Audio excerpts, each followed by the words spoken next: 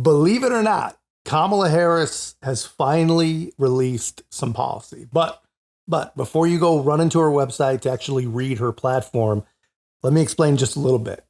She didn't exactly release it. Kamala Harris, she talked about her economic hopes and her economic dreams and more accurately, her economic complaints.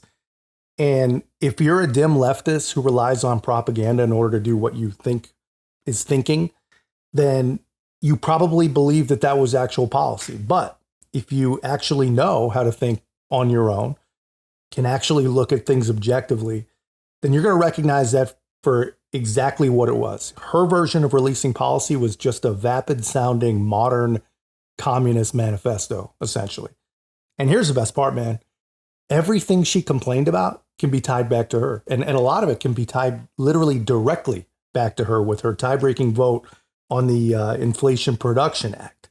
Even CNN didn't waste any time calling BS on this stuff. Well, the first thing he needs to do, which he's already doing and will continue to do, and will ring true to voters, is continue to point out that all the conditions in the country that Kamala Harris is complaining about with inflation, high rents, cost of living, that's all a direct result of the policies that she and Joe Biden implemented. So that's number one. You have to lay the blame where the blame goes, and it's right at her feet. You cannot allow her to pretend as though she is disconnected. Number two, he needs a clear message on her plan. I mean, this is if you want product shortages, if you want black markets, if you love bread lines, if you love hoarding, and if you like, I don't know, communist style anarchy on the streets of America, this is the plan for you. This is not a serious plan. This is a set of pandering from someone who has no idea what they're doing and doesn't want to take responsibility of the problems they've caused.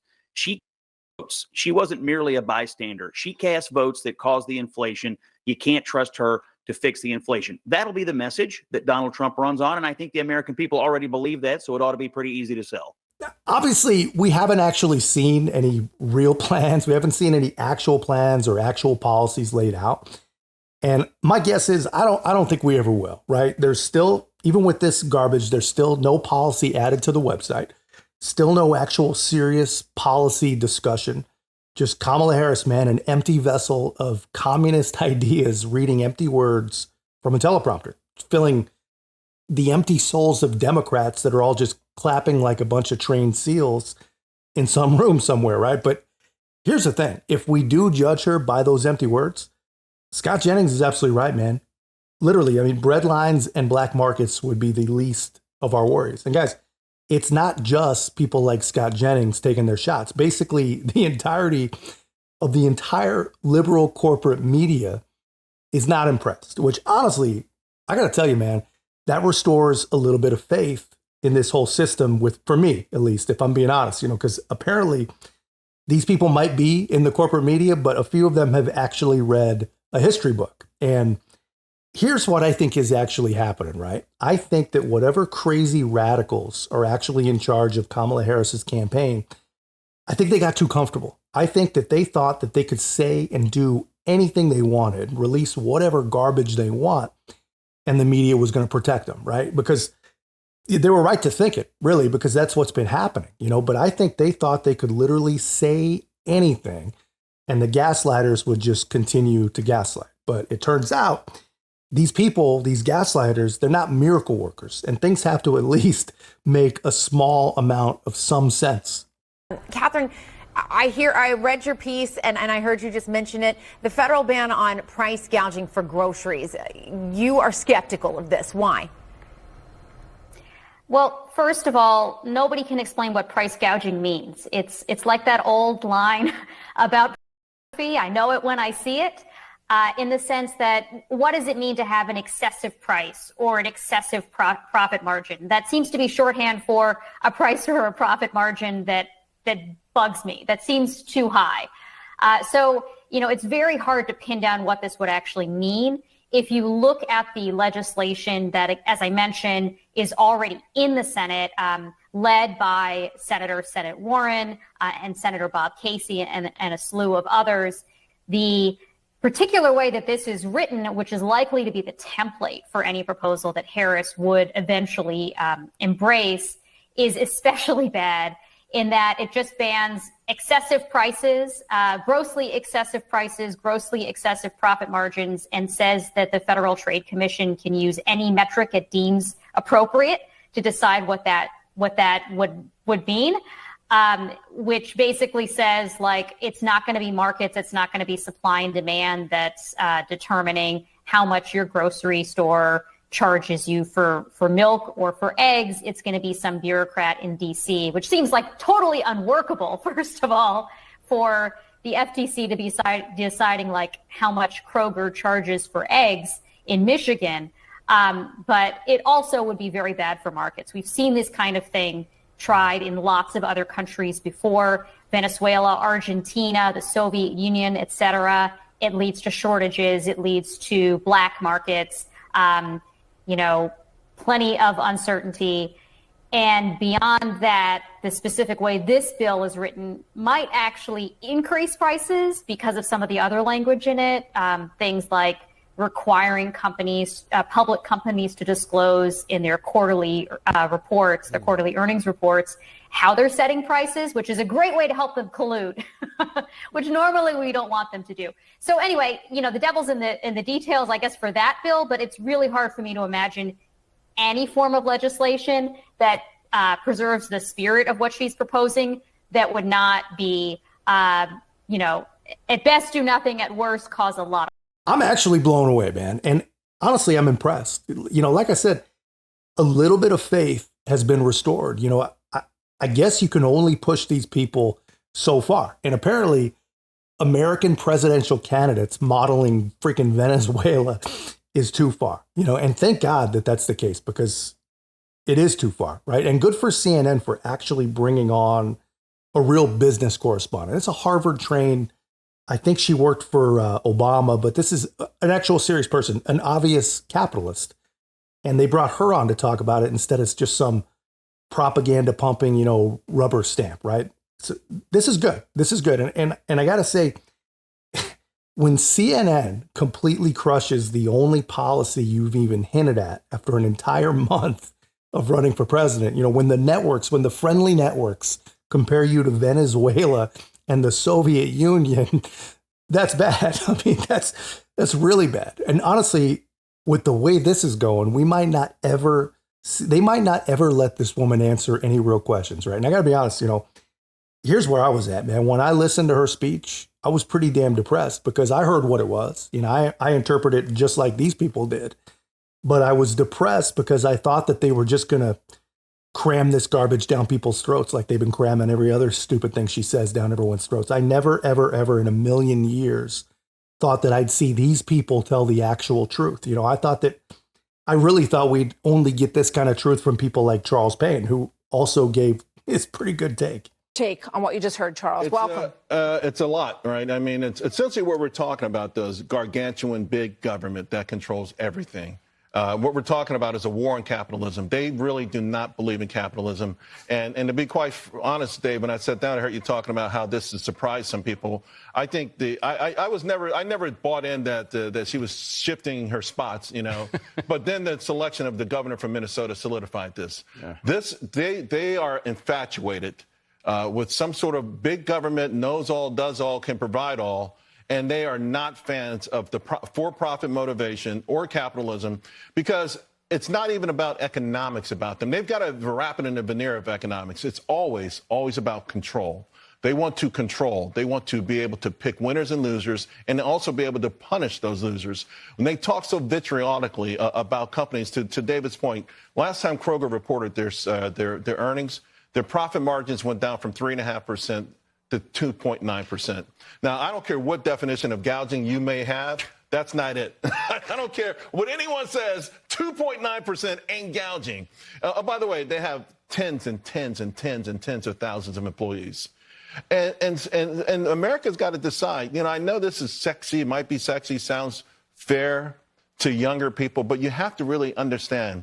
The one thing that people need to look at is when President Biden and Vice President Harris talk, one thing they keep talking about is how quickly America rebounded, how it's doing much better than its rivals. Now, they want to take credit for it, but we have been the best economy in the world since the late 1800s. We ushered in American-style capitalism. So they didn't do anything special.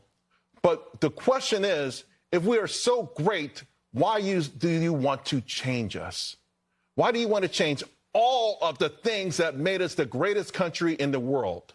Why? Think about that. Think about all the amazing things out there right now that are changing society, that are changing humanity. You know, you look at the stock market. We're 60% of the world's stock market. Number 2, China at about 5%. These European countries, you can't even find them on there. Do we really want to be that? Do we want to be a country that doesn't innovate? A country that just saddled with debt? I mean, it's just... I think that's exactly what these people want, right? But I think they made a pretty serious miscalculation. They thought that you wanted it too. They thought the American public wanted this garbage too. They literally thought that they could do anything they wanted and people would just jump on board because Trump is bad and apparently Venezuela is cool. But I don't think people are going to jump on board. And now people have an actual window into who these people really are and what they really believe. You know, they've revealed themselves in probably the softest way they possibly could. And now they just run back into hiding, right? But if we judge from the reactions of basically everybody except for the most diehard crazy leftists, then this is not good. And here's the thing, man. When the only people saying nice things about you or your goofy ideas are MSNBC and Bernie Sanders, I think you're pretty well effed.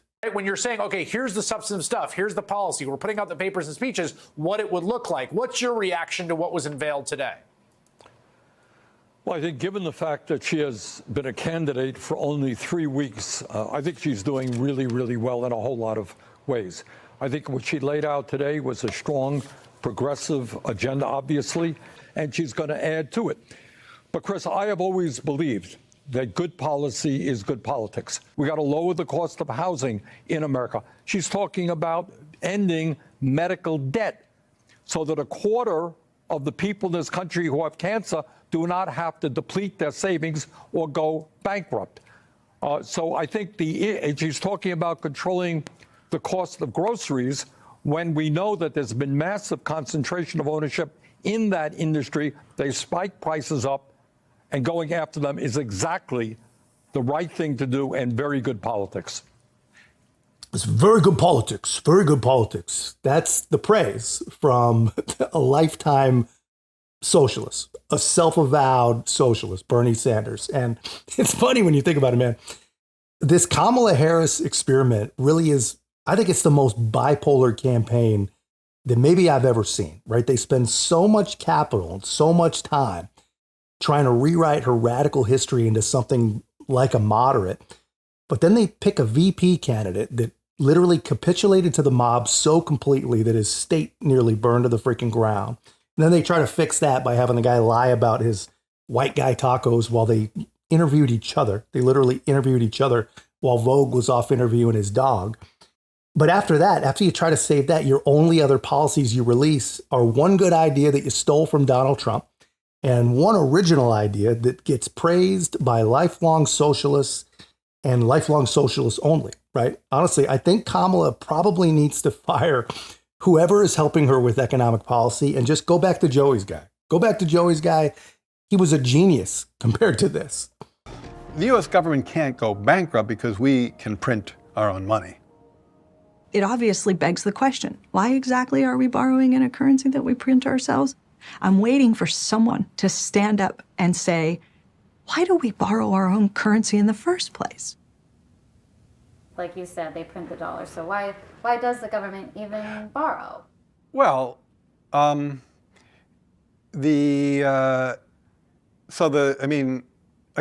some of this stuff gets, some of the language that some of the language and concepts are just confusing. I mean, the government definitely prints money, and it definitely lends that money, which is why the government definitely prints money, and then it lends that money by selling bonds. Is that what they do? They sell bonds. Yeah, they sell bonds, right? Because they sell bonds and people buy the bonds and lend them the money. Yeah. So a lot of times, at least to my ear with MMT, the language and the concepts can be kind of unnecessarily confusing, but there is no question that the government prints money and then it uses that money to